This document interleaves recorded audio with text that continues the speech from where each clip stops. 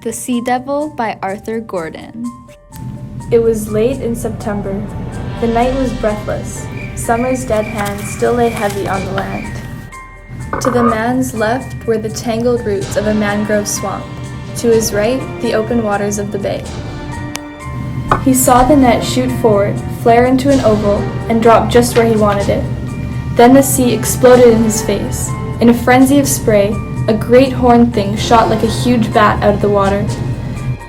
The man saw the mesh of his net etched against the mottled blackness of its body, and he knew, in the split second in which thought was still possible, that those twin swirls had been made not by tumult, but by the wingtips of a giant ray of the Gulf Coast, Manta birostris, also known as clamcracker, devil ray, sea devil, and a weight over 1,000 pounds.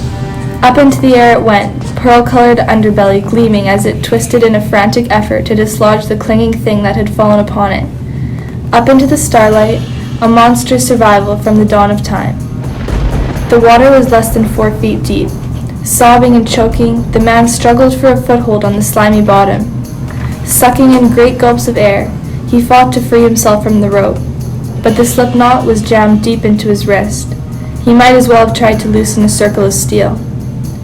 The ray came down with a thunderous splash and drove forward again. The flexible net followed every movement, impeding it hardly at all. The man weighed 175 pounds, and he was braced for the shock, and he had the desperate strength that comes from looking into the blank eyes of death. It was useless. His arms straightened out with a jerk that seemed to dislocate his shoulder. His feet shot out from under him. His head went under again. Now at last he knew how the fish must feel when the line tightens and drags him toward the alien element that is his doom. Now he knew. But the acceptance of imminent death had done something to his brain. It had driven out the fear, and with the fear had gone the panic. He could think now, and he knew with absolute certainty that if he was to make any use of this last chance, it would be based on the one faculty that had been carried man to his preeminence. Above all beasts, the faculty of reason. Only by using his brain could he possibly survive. And he called on his brain for a solution, and his brain responded. It offered him one. He did not know whether his body still had the strength to carry out the brain's commands, but he began to swim forward, toward the ray that was still moving hesitantly away from the channel. He swam forward, feeling the rope go slack as he gained on the creature. Ahead of him, he saw the one remaining stake, and he made himself swim faster until he was parallel with the ray, and the rope trailed behind both of them in a deep U. He swam with a surge of desperate urgency that came from nowhere, so that he was slightly in the lead as they came to the stake. He passed on one side of it, the ray was on the other. Then the man took one last deep breath, and he went down under the black water until he was sitting on the bottom of the bay. He put one foot over the line so that it passed under his bent knee. He drove both of his heels into the mud, and he clutched the slimy grass with his bleeding hand, and he waited for the tension to come again. The ray passed on the other side of the stake, moving faster now. The rope grew taut again, and it began to drag the man back toward the stake. He held his prisoned wrist close to the bottom under his knee, and he prayed that the stake would not hurt. He felt the rope vibrate as the barnacles bit into it. He did not know whether the rope would crush the barnacles or whether the barnacle would cut the rope.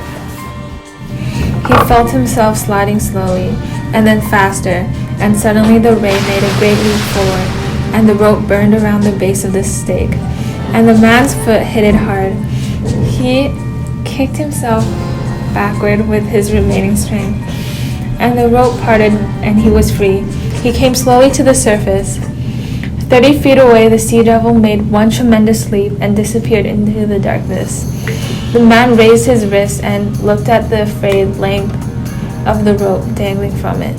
20 inches, perhaps.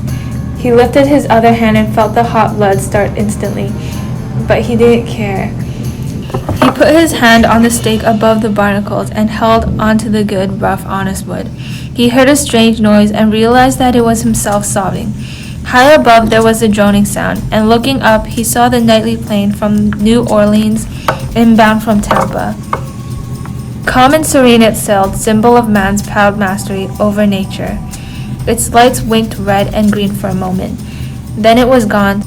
Slowly, painfully, the man began to move through the placid water. He came to the skiff at last and climbed into it. The mullet, still alive, slapped convulsively with its tail. The man reached down with his torn hand, picked up the mullet, let it go. He began to work on the slipknot doggedly with his teeth. His mind was almost blank, but not quite. He knew he could do no more casting alone at night, not in the dark of the moon. No, not he.